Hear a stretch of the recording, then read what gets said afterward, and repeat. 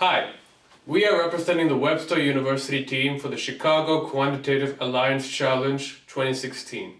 Our team is Webster 2 and includes the three of us as its team members. My name is Ashwin Jairam and I'm doing my master's in finance. My name is Theng Nguyen. I'm a senior undergrad in finance. I'm Daniel Stein. I'm also a senior undergrad and I'm doing a double majors in finance and computer science. We would like to thank our professor David Porras and our team mentor Kirk McDonald of Argent Capital for giving us the opportunity to participate in the CQA challenge. In our combined strategy, I take care of the value factor, which is the enterprise value divided by the EBITDA. I take care of the quality growth factor, which is the accruals divided by the total assets ratio. I take care of the momentum factor, which is the current price divided by the 52-week highs. And we also develop a way to combine those factors together to create our unique strategy. The name for our strategy is Quality Growth, Value and Momentum Strategy, or QVM strategy for short. This investing strategy is a long, short equity approach of stock selection through a combination of quality, value, and momentum. Our investing philosophy is influenced by Robert Novi Marx in his research paper Combining Quality Growth with Value and Momentum. By calculating the joint measurement of quality growth, value, and momentum, we are able to construct a portfolio that brings together the stocks with the highest scores of growth at the lowest price and the strongest rate of the rise in stock prices.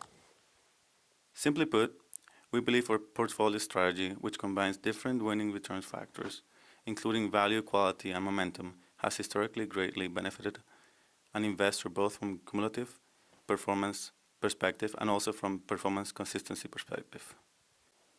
After digging deep into various research papers, we have decided our quality growth indicator to be the ratio of accrual to total asset to identify companies that will potentially earn money in the future. We chose EV divided by EBITDA and current price to 52-week high ratio as our value and momentum indicator respectively.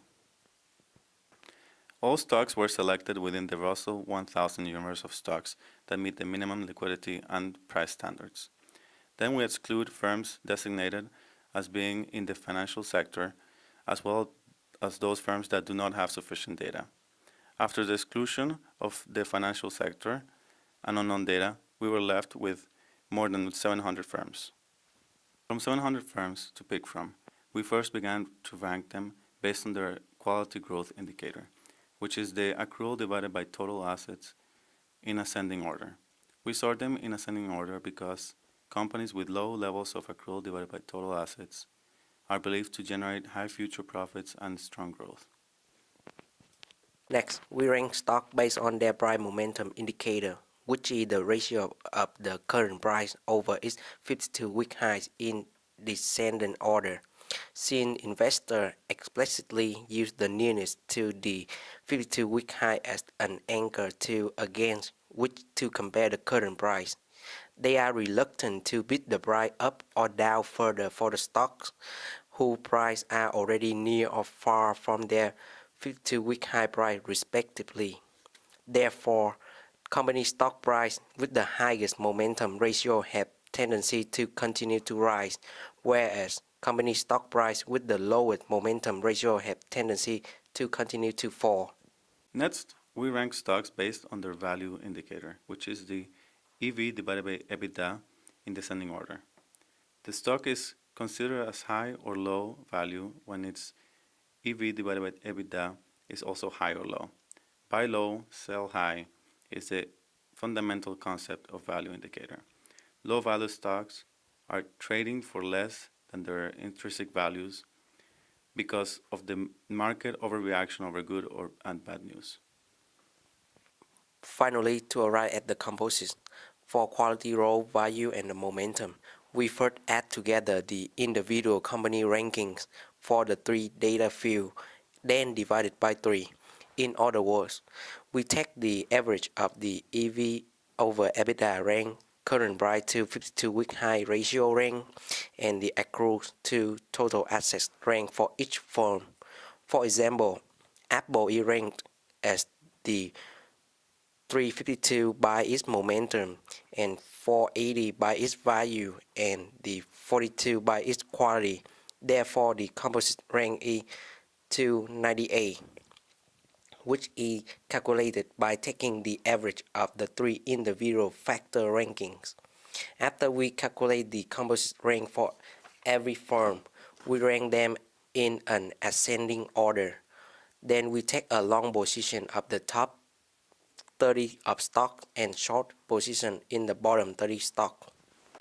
During the CQA challenge, our portfolio had a major short position in energy sector and a major long position in technology. As of 28 January 2016, our portfolio reached 19.95% rate of return and Sharpe ratio at 2.73, and an alpha, the excess return over expected, is at 19.55%. However, the unexpected outbreak of the Zika virus in many continents and the crash of several tech stocks like LinkedIn, Twitter, and Amazon, their sales growth reports in early February plummeted our portfolio return. And we expect the negative trend will continue if we keep holding our current long position in technology stock. Therefore, we decided to rebalance our portfolio.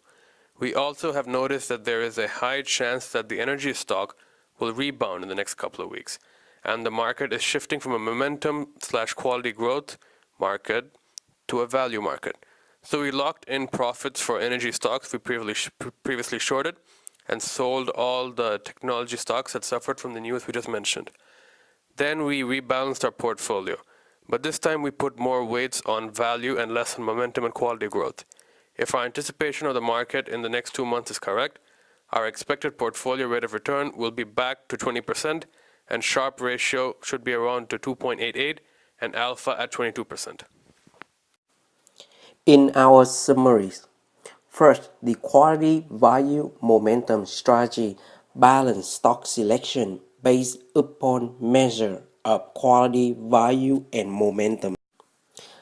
Second, the use of quality matrix provides a defensive characteristic to the portfolio by reducing overall volatility of returns and mitigating losses during market declines.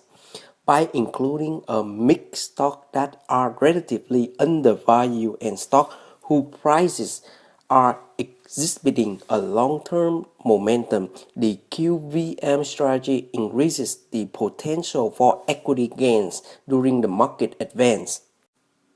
Third, due to the unexpected downturn of technology stocks and the spread of Zika virus and our hesitation to act upon those events, it has caused us to rebalance our portfolio in early February 2016. Our portfolio performance as of today is 5.68% with a portfolio risk of 8.41%, Sharpe ratio of 0.62, and the beta of negative 0.32.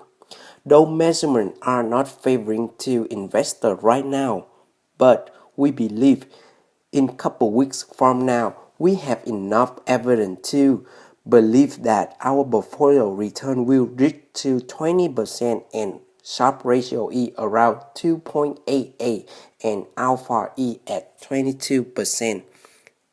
Thank you for your listening and watching.